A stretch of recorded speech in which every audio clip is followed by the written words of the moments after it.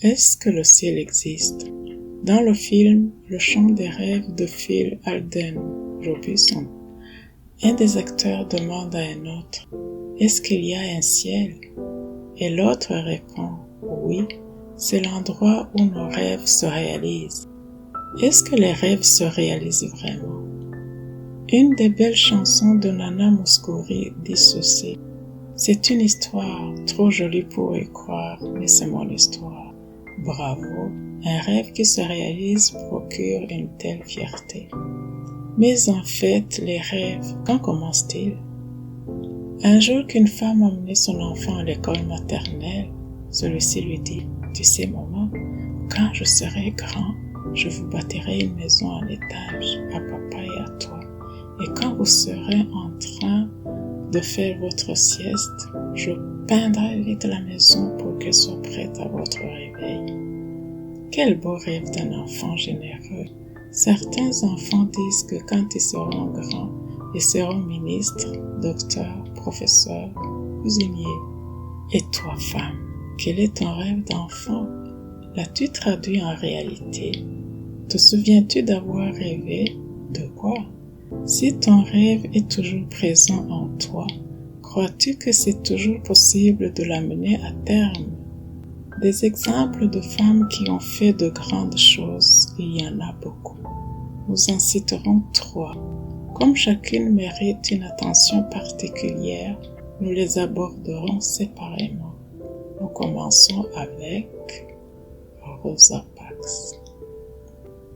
Selon School224.com, Rosa Louise Parkerley est une fille d'un charpentier et d'une institutrice. Elle interrompt ses études secondaires pour s'occuper de sa mère et de sa grand-mère malade. Elle est couturière et aide-soignante.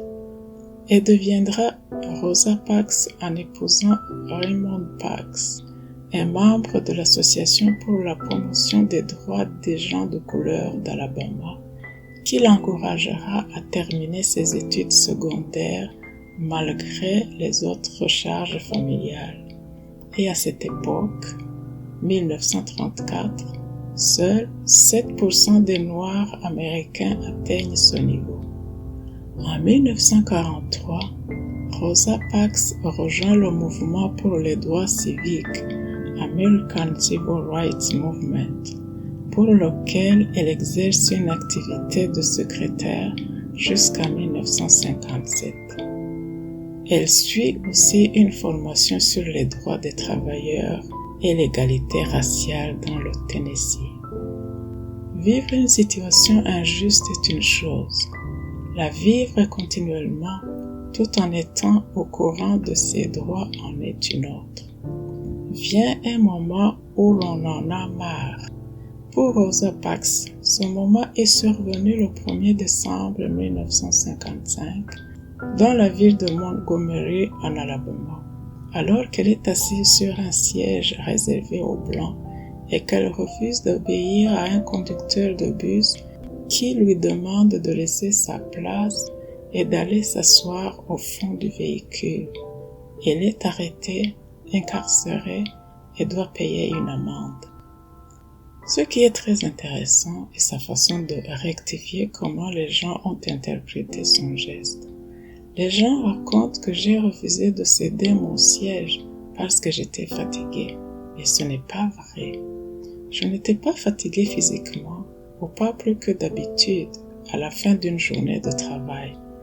Je n'étais pas vieille, alors que certains donnent de moi l'image d'une vieille. J'avais 42 ans. Non, la seule fatigue que j'avais était celle de céder. Normalement, céder n'est pas mauvais. Il peut même être un signe de politesse, de courtoisie. Céder sa place dans un transport en commun, dans une file d'attente à une personne plus âgée, une femme enceinte ou une personne très malade. On peut céder ou obéir à une injonction d'une autorité, même si l'on n'est pas d'accord, par respect. Beaucoup reconnaîtront cet exemple. Icarasha. Data, nubwo nicaye, ariko ndumva gihagaze. Assieds-toi petit. Père, même si je suis assis, je me sens toujours debout. On peut céder par peur quand on ne se sent pas le courage d'affronter plus fort que soi et qui peut vous faire du mal. Puis vient un moment où il devient impossible de céder et on se jette à l'eau. Advienne que pourra. C'est ce que fait Rosa Parks en refusant de céder sa place dans cet autobus. Était-elle consciente des conséquences qui allaient suivre son acte? Certainement. Prévoyait-elle que ce geste allait déclencher tout ce mouvement qui a abouti à la suppression de la ségrégation des Noirs dans les lieux publics? J'ose dire absolument pas. Était-elle en train de jouer aux héroïnes? Je pense qu'elle était plutôt en train de jouer sa vie. Le site aufeminin.com mentionne cette belle phrase, retrouvée paraît-il dans ce bus où elle a refusé de céder sa place à un homme blanc.